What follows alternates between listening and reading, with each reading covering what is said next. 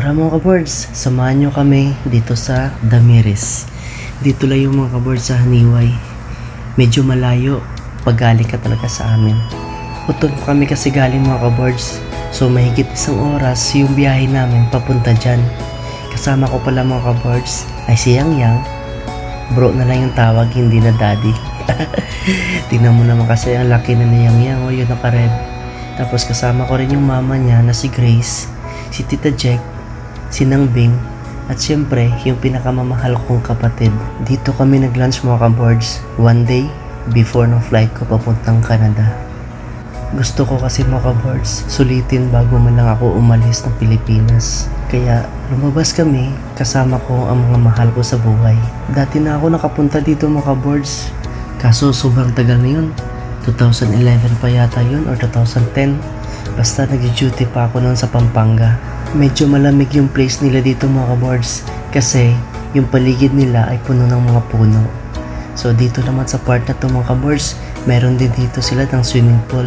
Pero wala kaming balak maligo dito mga kaboards that time kasi gusto lang talaga namin dito kumain ng lunch.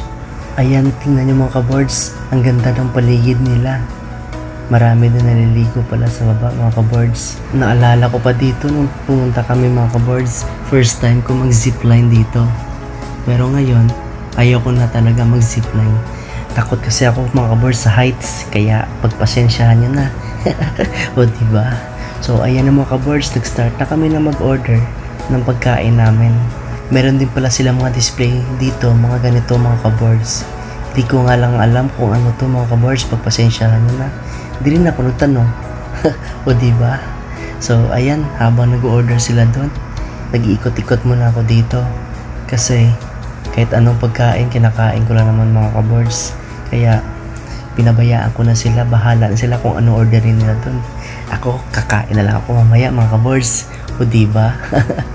Sobrang ganda ng pwesto dito nila mga kaboards. Ayan, kung nakikita nyo po, sobrang daming puno sa paligid. Kaya ang sarap ng simoy ng hangin dito mga kaboards. Sarap langhap-langhapin. O diba?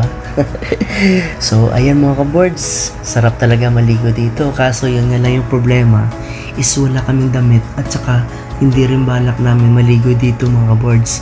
Balak lang talaga namin dito ay kumain at umuwi lang. Yun lang. O diba? Ang saya mga kaboards, haba ng biyahe. Pero ito na, kakain na kami mga kaboards. Ito yung in-order namin. Oh, ayan, may sabaw pa dun. At syempre, hindi mawala yung paborito kong squid ring. Sobrang antok ako dyan mga kaboards that time kasi konti lang yung tulog ko. Kaya nagbalak ako na mag-order ng coffee. Pero after na lang kumain. So ayan na mga kaboards, nag-start na kami para kumain. Kaya sa unang subo ko, sa'yo na yan. O diba? Kain tayo mga kaboards. Pagpasensya na pala mga kaboards, labas pala yung brief ko dyan, hindi ko malang napansin. Kaya okay lang. O diba, kain pa rin tayo mga kaboards. So ayan na mga kaboards, nag-order na ako ng coffee. Sobrang nasarapan ako dyan sa coffee mga kaboards. Kasi sobrang antok na antok talaga ako that time mga kaboards. Kaya napa-order ako ng coffee dyan.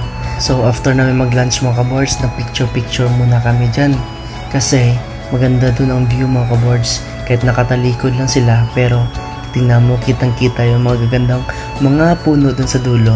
O diba mga kaboards, sobrang sarap sa mata tingnan mga kaboards. So ito naman yung team na to mga kaboards, nagyayaan sila na mag-zipline. Pero kami, uwian na mga kaboards kasi pupunta pa kami ng city. Ang dami pa kasing bibilin para dadalhin ko dun sa Canada mga kaboards. Ang ganda lang dito mga kaboards sa roundabout nila. Tapos kung gusto nyo mag-rent ng ganito, pwedeng pwede talaga mga kaboards. Ihatid ka niya dun sa paroroonan nyo mga kaboards. Kaya ayan na, dito na kami sa front desk para magpaalam na. Joke. Hindi. Pero gusto nyo pala magpamasahe dito mga kaboards, meron din. Meron din sila dito na rutay o kaya magpahilot o kaya magpabintosa mga kaboards. Pwedeng pwede kayo dito mga kaboards. Kaya ayan, punta tayo dito kasi may tinitinda din sila dito mga kaboards ng mga gulay. Ang fresh ka pa mga kaboards ng mga gulay nila kasi sariling tanim din po nila yung mga gulay tsaka prutas na yan mga kaboards. Ang daming pagpipilian dyan. Pero at the same time, wala pa rin balak na bumili mga kaboards. Kasi nga, di ba, lunch lang talaga mga kaboards. O di ba? Doon na lang kami bibili sa amin mga kaboards. Marami doon mga fresh ka na mga prutas, gulay. Malapit lang doon sa amin. Kaya ayan, tingin-tingin lang muna tayo dito para may papakita lang ako sa inyo. O kaya may content lang.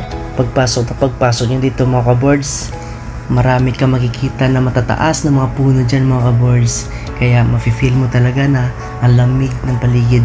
Ang lawak din ng parking area dito nila mga kaboards. So bago kami umuwi, nagpicture muna yung magnanay.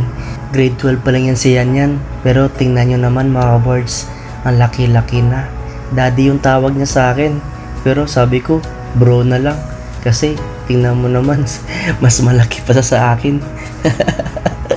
Malaki pa nga siya sa nanay niya eh. Nahiya kasi ako mga kaboards pag daddy pa yung tawag niya sa akin. Hindi na siya kasi baby katulad dati.